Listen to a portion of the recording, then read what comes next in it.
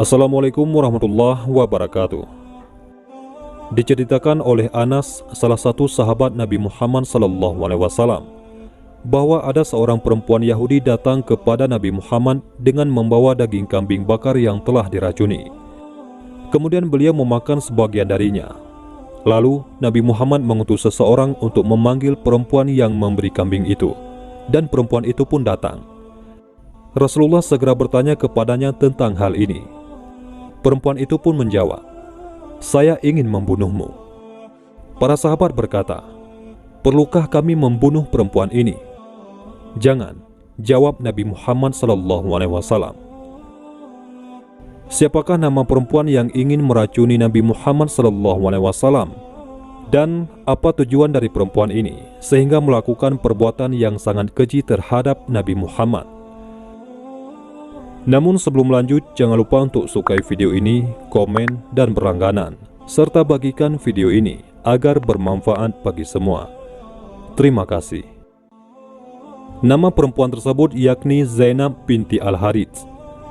Balas dendam adalah motif yang digunakan Zainab binti Al-Harits, sehingga ia sampai meracuni Nabi Muhammad SAW. Zainab adalah istri Salam bin Mishkam, salah seorang pemimpin Yahudi Bani Nazir di Khaybar. Ia memendam dendam yang mendalam terhadap pasukan umat Islam, terutama Rasulullah, karena telah membunuh suami, ayah, dan pamannya pada saat perang Khaybar. Akhir tahun ke-6 Hijriah, Rasulullah beserta pasukan umat Islam pergi ke Khaybar, sebuah wilayah yang terletak 150 km ke arah laut kota Madinah dan menjadi basis kaum Yahudi. Ketika sampai di Khaybar, Nabi Muhammad meminta penduduknya untuk menyerah, karena sebelumnya diketahui bahwa Khaybar dijadikan tempat konsolidasi untuk menyerang Madinah. Namun, penduduk kaum Yahudi menolak seruan Rasulullah hingga akhirnya terjadi perang yang memakan banyak korban. Perang Khaybar diakhiri dengan perundingan damai antara kaum muslim dan penduduk Khaybar. Mereka sama-sama sepakat untuk mengakhiri perang dengan beberapa poin kesempatan bersama.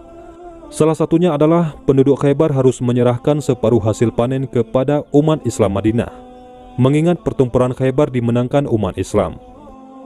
Perlahan-lahan Khaybar menjadi kota yang damai, namun tidak sedikit penduduknya yang masih menyimpan dendam. Zainab binti Al-Harits adalah salah satu Yahudi Khaybar yang tidak terima dengan hasil perang Khaybar. Ia tidak rela dengan kaum muslim karena telah membunuh orang-orang terkasihnya. Itu semua adalah menurut Zainab binti Al-Harits. Namun pada kenyataannya, para penduduk Khaybarlah yang menentang Nabi Muhammad SAW, dan mereka pula yang memusuhi Nabi Muhammad SAW ketika Nabi Muhammad menyeru kepada jalan yang benar. Ia mencari berbagai macam cara untuk membalas dendam dan membunuh Rasulullah, pemimpin tertinggi kaum muslim. Dikutip dari buku para penentang Muhammad SAW, Zainab binti Al-Harits mulai melancarkan rencananya setelah perundingan damai dijalankan dan kaum muslim masih berada di Khaybar. Mula-mula ia bertanya kepada salah seorang sahabat perihal makanan kesukaan Nabi Muhammad SAW. Setelah mengetahui bahwa makanan kesukaan Nabi Muhammad adalah bagian dada depan dan pundak domba, Zainab kemudian menyiapkan hidangan domba panggang dan menaburinya dengan racun yang paling mematikan. Domba panggang itu kemudian diberikan kepada Nabi Muhammad pada petang hari, sebelum sang Nabi selesai menunaikan sholat maghrib.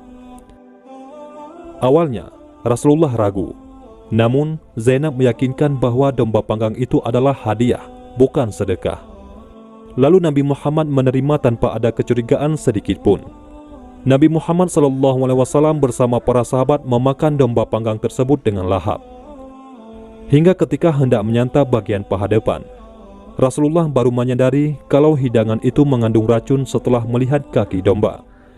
Riwayat lain menyebutkan bahwa Rasulullah diberitahu oleh tulang domba yang berada di tangannya, setelah beliau mendapatkan wahyu dari Allah kalau makanan itu beracun.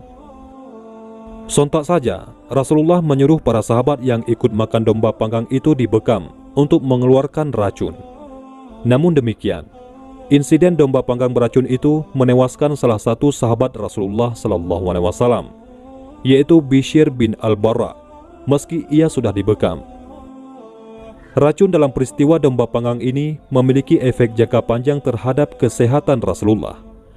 Merujuk pada buku Sirah Nabawiyah karangan Al-Mubarakfuri, Rasulullah merasakan sakit yang sangat akibat racun dalam peristiwa Khaybar itu 1 hari sebelum hari wafatnya.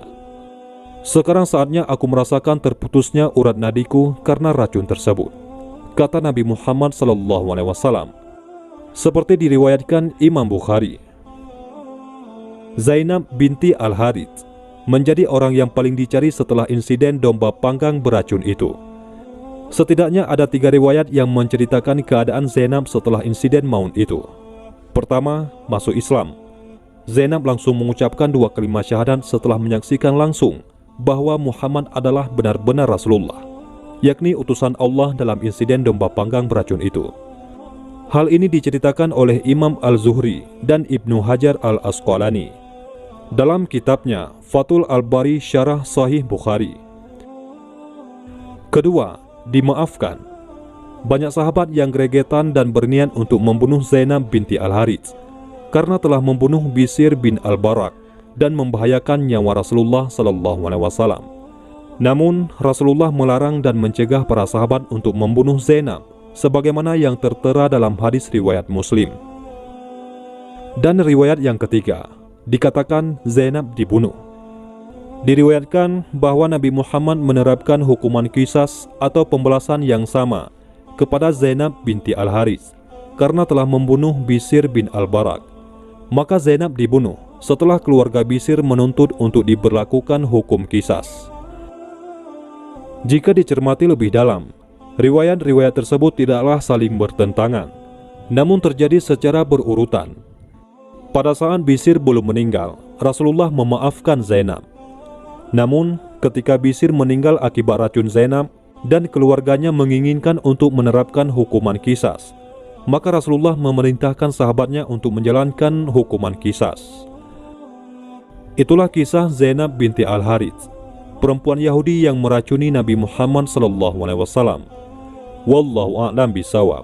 Mudah-mudahan ini semua bermanfaat. Assalamualaikum warahmatullahi wabarakatuh.